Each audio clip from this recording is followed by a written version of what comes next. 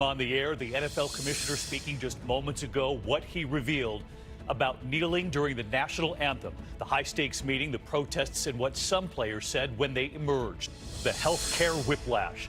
First, the president slashing more than $7 billion in subsidies meant to help working-class Americans afford their health care. Tonight, the new effort to keep those subsidies, and now the president says he supports it. What's going on? Also tonight, President Trump stands firm after saying previous presidents did not call families of the fallen. A reality check right here tonight. The national outrage after this traffic stop, after the officer is seen repeatedly beating a driver. There is news coming in tonight about the officer. And major developments on Harvey Weinstein, what he did today, and the new allegation against his brother. And now Reese Witherspoon and Jennifer Lawrence, what they're saying. This is ABC World News Tonight with David Muir. Good evening, and it's great to have you with us here on a Tuesday night, and we begin with breaking news from the NFL. The NFL commissioner coming before the cameras just moments ago here in New York City and revealing that owners today did not ask players to do what the president wants them to do, to stand during the national anthem. Moments ago, NFL Commissioner Roger Goodell saying they were not asked to stand, and players who were there at the meetings saying progress was made on bringing attention to the reasons some were kneeling about in the first place. There were protests outside this high-stakes meeting, and ABC's Adrian Bankert leading us off. Late today, the NFL commissioner coming before cameras to say he did not ask the players to do what the president wants them to do, stand for the national anthem. We did not ask for that. Today, team owners met face-to-face with players at NFL headquarters in New York. Both sides saying it's a step in the right direction. This was the first time we've gotten a chance to really sit down in front of ownership. We felt like they were receptive. We felt like there was real dialogue. We spent today talking about the issues that our players have been trying to bring attention to. It comes after President Trump said this. Wouldn't you love to see one of these NFL owners, when somebody disrespects our flag, to say, get that son of a off the field right now, out, he's fired. Today, Dallas Cowboys owner Jerry Jones, who says his players must stand or be benched, confronted by a protester. Look at the videos of the police getting away with murder and tell me that the players are wrong to protest it. Darius Butler of the Colts, who has taken a knee in solidarity with protests of racial injustice, says players will make their own call. It's going to be an individual choice, but I think the ownership and the team and the league is, and the players, I think we're all going in the right direction. And Adrian Bankert joins us live from New York City tonight outside those meetings. And Adrian, the question tonight, is this final? They're planning on more meetings? You know what? They are planning on more meetings. The owners and players are expected to get together again to discuss this specifically within the next couple of weeks. But they've got to come up with something definitive. There are still a lot of fans out there who believe that players who kneel are disrespecting the anthem and the military. David? But so far, Adrian, as you point out, the owners have not asked those players to stand. Adrian Bankert tonight leading us off. Thank you. Next tonight, the other fast-moving headline, and it involves health care. President Trump seeming to reverse course within a matter of hours. Earlier today, calling Obamacare virtually dead after his decision to slash more than $7 billion in subsidies to help working-class families. Then two senators announcing they have a bipartisan fix to save those subsidies for now. And late today, the president says he now supports the idea. ABC's Mary Bruce on the Hill. In the Oval Office this morning, President Trump declared Obamacare is on its last leg. Obamacare is virtually dead. Just 5 days ago, he cut off $7 billion in subsidies that help lower-income Americans, people who make too much to qualify for Medicaid but still need help paying for their coverage. Americans like Nevada retiree Marcy Shelton. I am not a deadbeat. I pay my bills. I've worked hard all of my life. This is what I was told, that this was going to be there for me. 6 million Americans benefit from these subsidies. Nearly 70% of them live in states that voted for Trump. But the president today described the payments as a handout to insurance companies. This is money that goes to the insurance companies to line their pockets, to raise up their stock prices, and they've had a record run. But just minutes later, he seemed to back a new bipartisan deal to restore those same payments. The solution will be for about a year or 2 years, and it'll get us over this intermediate hump. The deal, hammered out by Republican Lamar Alexander and Democrat Patty Murray, would extend the subsidies for another 2 years in exchange for giving states more flexibility to design their own plans. This agreement avoids chaos, and I don't know a Democrat or a Republican who benefits from chaos. The deal would also provide more funding to help people enroll in Obamacare. The president had been sabotaging this bill, and the agreement would undo much of that sabotage. Mary Bruce joins us from Capitol Hill tonight. And Mary, the president just moved to slash these subsidies. It came in the middle of the night, late last week. Then today, this morning, saying Obamacare is all but dead. Late today, then saying he supports the idea of now saving these subsidies. David, this is quite a reversal, but tonight this deal is far from done. It's unclear if Republican leaders on the Hill will support this, and as Congress debates, premiums for Americans could still rise. But the president tonight is already pointing fingers, just tweeting any increase in Obamacare premiums is the fault of the Democrats. David. Mary Bruce live on the Hill for us again tonight. Thank you, Mary. The president, meantime, standing firm tonight after saying previous presidents did not call the families of the fallen. And the president today brought up his own chief of staff, General John Kelly, whose son died in Afghanistan. General Kelly has indicated in the past to reporters that he did not want to talk publicly about the death of his son. Here's ABC senior White House correspondent Cecilia Vega tonight.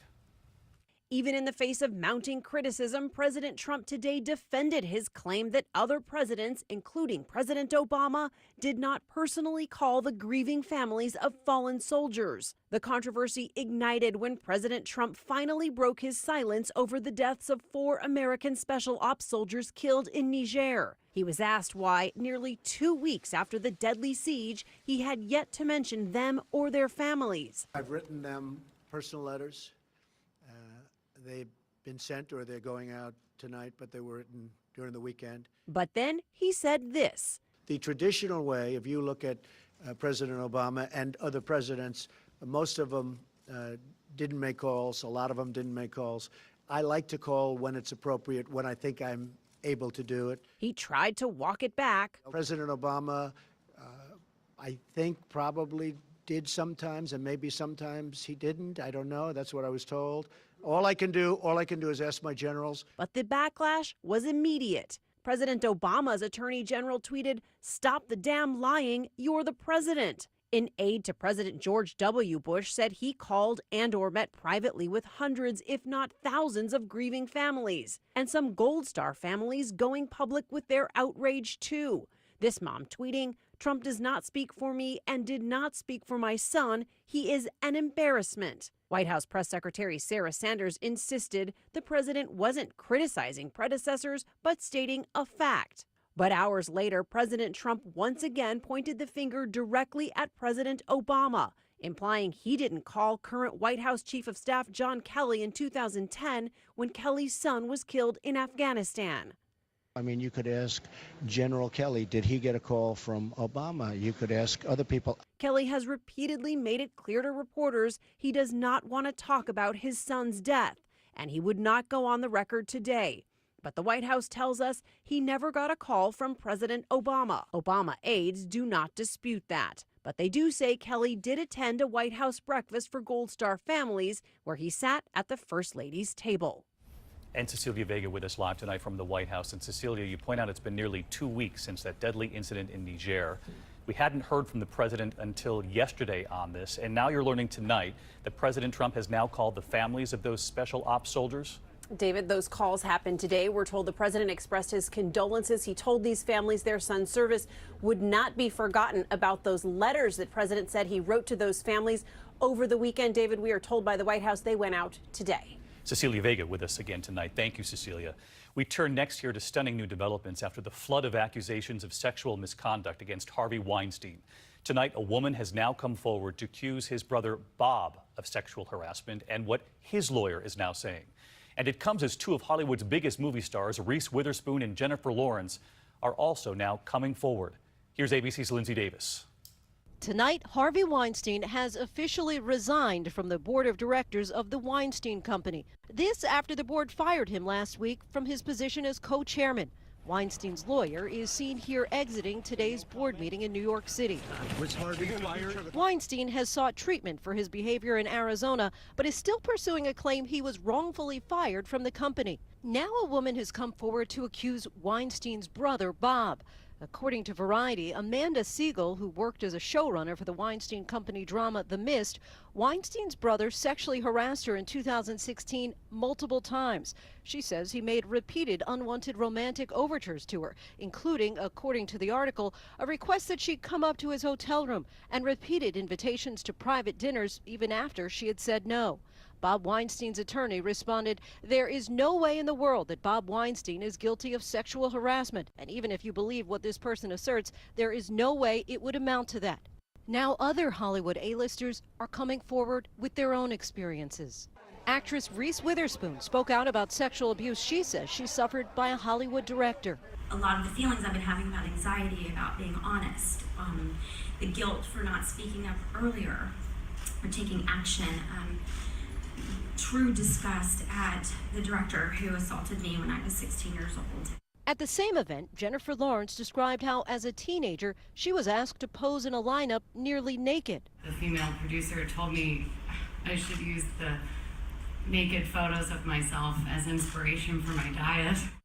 And Lindsay Davis with us tonight, and now the head of Amazon Studios also resigning after allegations of sexual harassment. That's right. Amazon's Roy Price also resigned today after being put on leave last week after an allegation of sexual harassment, David. All right, Lindsay Davis on this again tonight. Lindsay, thank you. We turn next here to California. As firefighters make progress on the devastating wildfires, there are now new fires emerging. A wildfire burning in the Santa Cruz Mountains tonight, families forced to evacuate, 5 firefighters injured, and tonight a close-up view here of the terrifying hours in that devastating fire in Santa Rosa as flames surrounded a hospital, staff rushing patients to safety. Here's ABC's Clayton Sandell.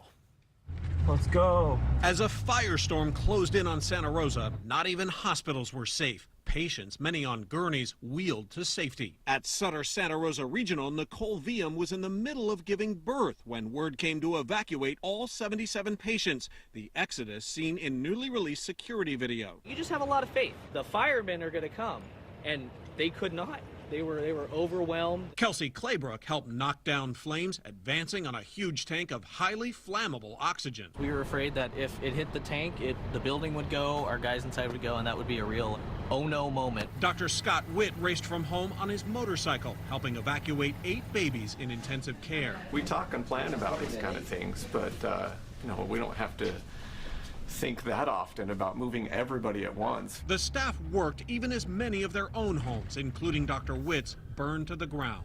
We believe over 30 physicians at this facility lost their homes, as well as over 40 staff members. Tonight, Nicole, husband Ben, and new son Adrian all doing fine.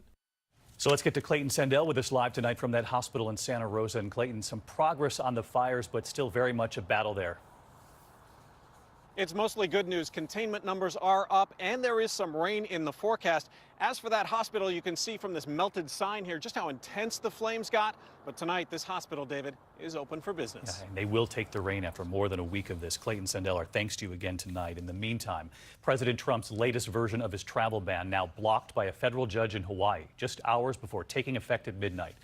This version bans people from 6 Muslim-majority countries, plus North Korea and Venezuela. The administration saying these countries have not met new U.S. security standards. But the state of Hawaii claims the ban still aims to exclude Muslims, as the president once promised as a candidate. Overseas tonight, a major milestone in the war against ISIS. U.S.-backed coalition forces on the verge of taking control of Raqqa, the Syrian city the Islamic State calls its capital. But after years of militant control and fierce battle, the devastating toll is very clear tonight. You're about to see it. And as ISIS loses its territory in Syria and Iraq, where does it turn next? Back to the internet? Here's ABC senior foreign correspondent Ian Pannell tonight. Tonight, US-backed forces celebrate a hard-won victory.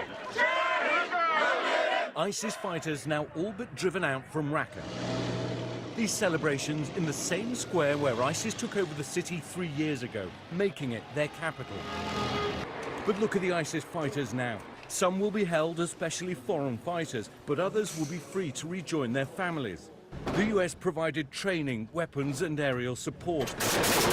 but it's local people who've done the fighting and dying. We joined them this summer as the battle for Raqqa was raging, as they dodged snipers and suicide bombers. These are the fighters